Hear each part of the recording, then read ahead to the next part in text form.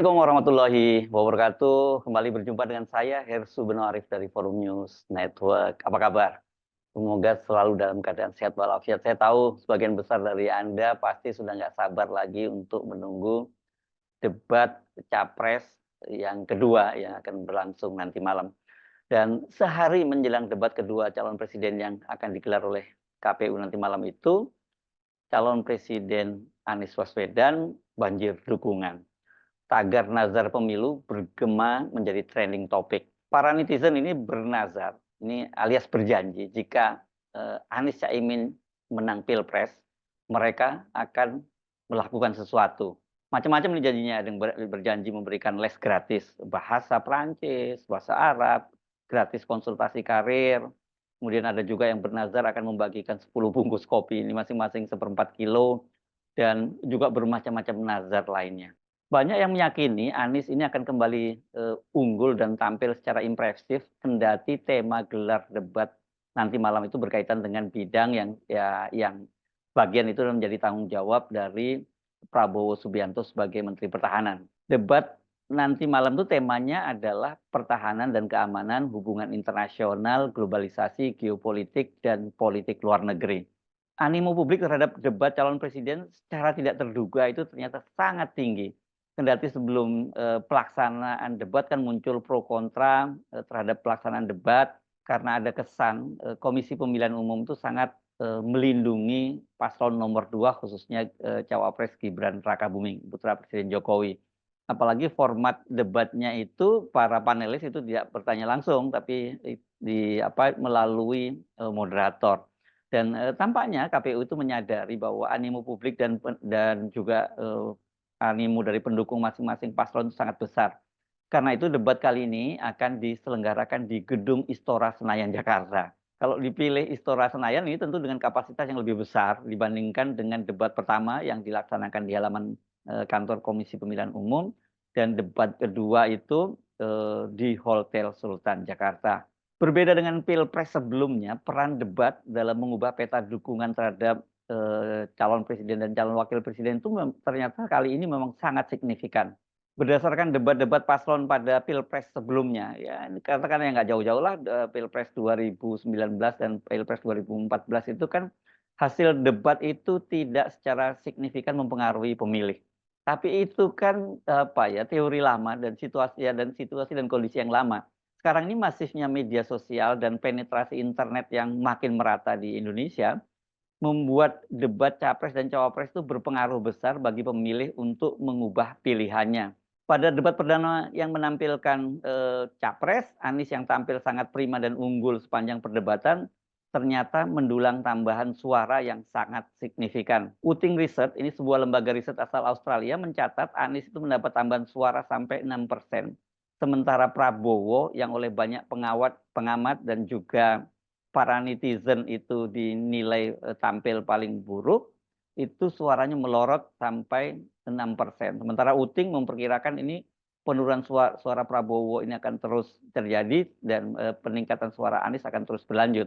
Ini penilaian Uting ini sejalanlah dengan apa yang disebut oleh para pengamat di dalam negeri, kemudian sejumlah jajak pendapat serta polling-polling, karena memang di situ dinilai Anies yang paling impresif dan Prabowo paling buruk. Namun kalau Uting ini berbeda dengan jumlah polling dan jajak pendapat yang dilakukan oleh salah satunya misalnya oleh Litbang Kompas yang pada waktu itu menempatkan Anies yang paling impresif, kemudian Ganjar di urutan kedua dan Prabowo di urutan paling buncit.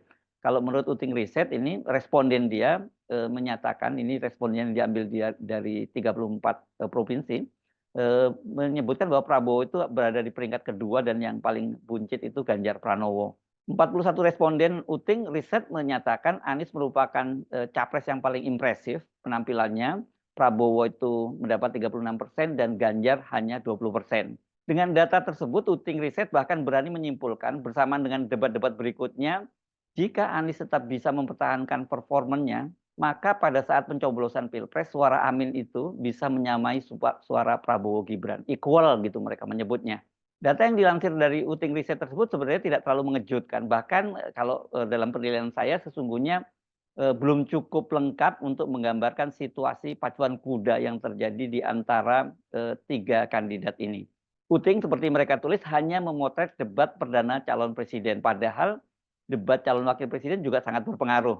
Gibran yang semula digambarkan unggul dalam debat ternyata pasca debat malah menjadi bahan bulian. Terungkap sejumlah fakta dan data yang disampaikan oleh Gibran pada debat tersebut tidak sesuai kenyataan untuk tidak menyebutnya sebagai bohong gitu ya. Posisi Gibran itu makin jeblok karena dia dinilai curang dengan membuat pertanyaan jebakan kepada lawan debatnya, yakni calon wakil presiden Muhaimin Iskandar dan Mahfud MD.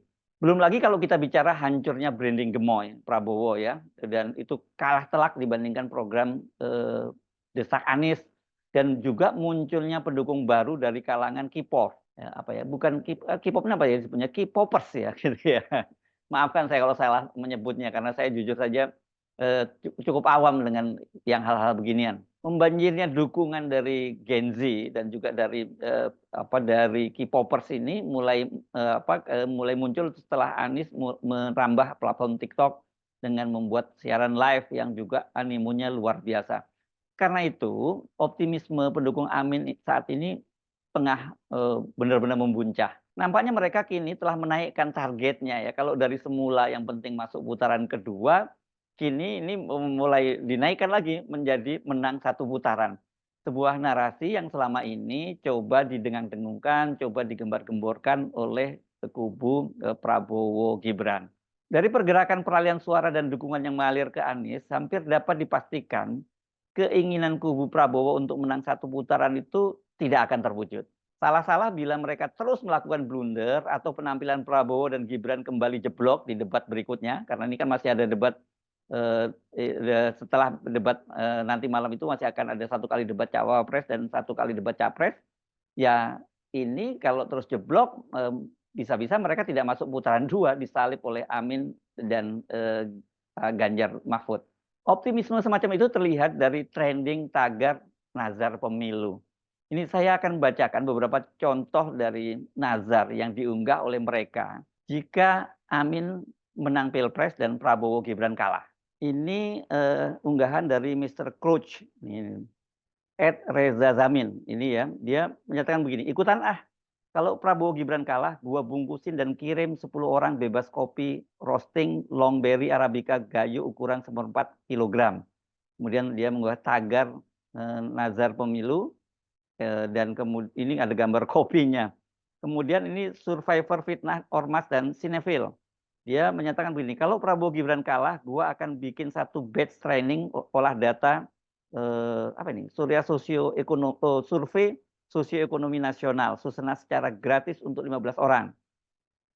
Ada juga yang bikin Imre Nagy ini dan kemudian tagar asal bukan Prabowo. Dia menyatakan begini, kalau Prabowo Gibran kalah, gua akan bikin intensif bootcamp gratis ngebahas spesifik tentang software instrumentation buat 10 orang tiap weekend selama 1 bulan. Kemudian nomor kode, ini dia @abildukode, ini nggak tahu benar atau salah saya membacanya. Kalau 01 menang, aku mau nazar bikin tutor data science buat 10 orang. Siapapun yang mau belajar bareng, mungkin akan lebih dari 5 sesi kita ngobrol dan sama-sama ngerjain real case. Ada juga Prima, kalau Anies menang, Imin menang, saya akan bikin karir consultation gratis untuk 10 orang, berlaku untuk semua pemilih 02 dan 03. Kalau kamu ikut milih Amin bisa dapat. Ini rupanya ada syaratnya itu ya. Nah, ini ada lagi @noire172. Gua nazar apa ya? Ini perempuan ini. Gratis kursus bahasa Prancis level A1 sampai A2 sama gua. Buat berapa orang yang paling tinggi nilainya gua bayarin sampai sertifikasi DELF. Ini DELF ini apa? Ini bacanya mungkin pakai bahasa Inggris atau bahasa Prancisnya. DELF bukan SGIE ya. Kemudian ada si paling Real Madrid. Wah, keren ini. Gua juga nazar deh Anies menang bikin kelas saham gratis buat 10 orang sekaligus. FYI buat yang belum tahu, kelas saham gua nihil banget. Mekanismenya dipilih acak dari yang replies aja deh gitu. Ini juga ada Adit W. Pradipta. Dia bilang gini, bismillah mau ikutan. Kalau Amin menang, insya Allah mau bantu 3 orang buat masing-masing beli course yang sekiranya bisa bantu karirnya di masa depan. dalam kurung apa aja, dari mana aja, dan tentu saja harganya yang negotiable. Udah sanggup gitu, udah sanggupnya gitu dulu aja. Ini luar biasa ya, banyak sekali yang apa, yang nazar ini masih banyak sekali kalau Anda, lihat di mana, di platform X ya, di platform Twitter. Dan tapi saya jadi teringat sebelum mereka ini para nazar, sebelum mereka ini bernazar, para K-popers itu kan sebelumnya malah ada yang mengorganisir food truck gitu ya, ketika ada desak Anies. Mereka janji akan mengirim, ini sesuai dengan tradisi para K-popers kalau para, idolanya itu sedang show gitu ya. Jadi Anies ini sekarang sudah disamakan dengan idola-idolanya, apa ya, K-popers ini. Luar biasa ini. Saya nggak akan terkejut kalau dalam beberapa hari ke depan nazar para pendukung Anies ini akan semakin banyak dan bahkan semakin meningkat apa yang akan dinazarkan. Belum lama ini saja kan kita dikejutkan ada seorang wanita kalau nggak salah ini asal Sumedang ya di Jawa Barat. Ini dia mengaku sebagai tenaga perawat tapi dia, dari keluarga, pengusaha gitu yang menyumbangkan 100 mobil untuk mendukung kampanye Amin dan katanya itu 100 mobil itu diambilkan dari zakat, malnya, zakat hartanya. Ini berapa banyak ini zakat apanya, hartanya, kalau zakatnya aja 100 mobil.